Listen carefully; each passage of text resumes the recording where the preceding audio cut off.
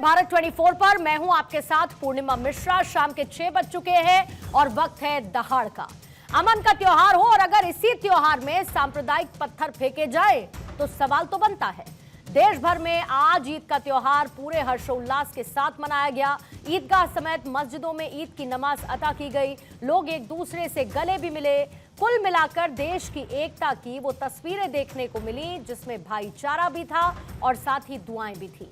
लेकिन इन्हीं तस्वीरों के बीच कुछ ऐसी तस्वीरें भी थी जो कि देश के अमन चैन में दरार डालने वाली थी। चाहे मेरठ हो, मुरादाबाद, दरभंगा या फिर मुंबई का मलाड, ये तस्वीरें कई सवाल खड़े करती हैं कि आखिर कौन अमन और शांति के दुश्मन है और फिर से क्या माहौल को खराब करने की कोशिश है। अब दो तस्वीरें बिल्कुल उलट देखिए। एक तरफ ईद का त्योहार, देश के माहौल को बिगाड़ने की कोशिश, पत्थरबाजी, हंगामा, पुलिस के साथ नोकझोंक। तो जयपुर में हिंदू मुस्लिम एकता समिति के बैनर तले दिल्ली रोड स्थित ईदगाह में ईद उल फितर मनाने के लिए मुस्लिमों पर हिंदुओं ने पुष्प वर्षा की। ये तस्वीरें आज के इस त्योहार के दौरान देखने को मिली। एक तरफ हंगामा पथराव, दूसरी तरफ वक्फ बिल को लेकर मुस्लिमों का विरोध। ईद की नमाज के दौरान दिल्ली, मुंबई, जयपुर समेत कई शहरों में मुसलमानों ने अपने हाथों में काली पट्टी बांधकर नमाज अता की। जिन्होंने अपने हाथों में काली पट्टी बांध की गई थी वो विरोध करते हुए नजर आए। वक्फ बिल को लेकर मुस्लिम समुदाय की तरफ से विरोध था।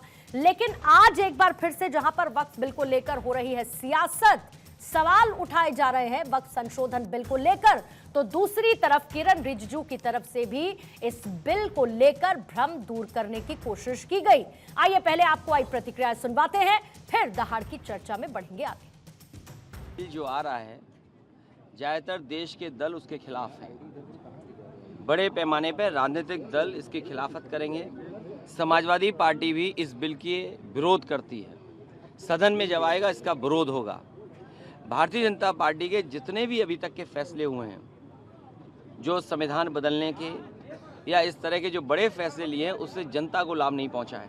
पिछले कुछ दिनों में जो बयानात देखने में आए हैं कि लोगों को ये जज्बाती तकरीर करके बताया जा रहा है कि आपकी मस्जिद छीन जाएंगी, दरगाहें छीन जाएंगी, इमाम बाड़े छीन जाएंगे, ये बातें सरासर गलत है। देखिए, डेमोक्रेसी में पक्ष विपक्ष, सहमति असहमति एक डेमोक्रेसी का पार्ट है और कोई संवैधानिक तरीके से अगर प्रोटेस्ट भी करते हैं तो उनको अधिकार है, करें, कोई इशू नहीं। हो सकता है कुछ क्लॉज उनको आपत्ति हो, लेकिन जहां तक मेरा मानना यह है कि मौजूदा वक्फ एक्ट जो है उसमें अमेंडमेंट की सख्त जरूरत है। जब सरकार पार्लियामेंट में खड़े होकर अधिकारिक तौर पर बयान दे रही है भारत सरकार कि ये किसी के खिलाफ नहीं है, कोई आपकी मस्जिद दरगाहें नहीं छीनी जाएंगी, इमाम बाड़े नहीं छीने जाएंगे, तो हमें उस ऑथेंटिक बयान को, आधिकारिक बयान को मानना चाहिए। और जो जज्बात भड़काने की कोशिश की जा रही है ये गलत है सरासर।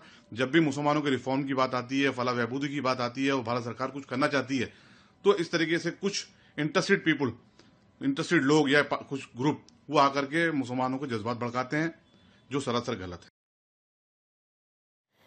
आइए करते हैं पहले सवालों का जिक्र और उसके बाद चर्चा में बढ़ेंगे आगे। पहला सवाल आज जिस पर रहेगी चर्चा, आस्था पर भारी घमासान, भाईचारा लहूलुहान, सौहार्द के फूलों से सीखेंगे नफरती पत्थरबाज।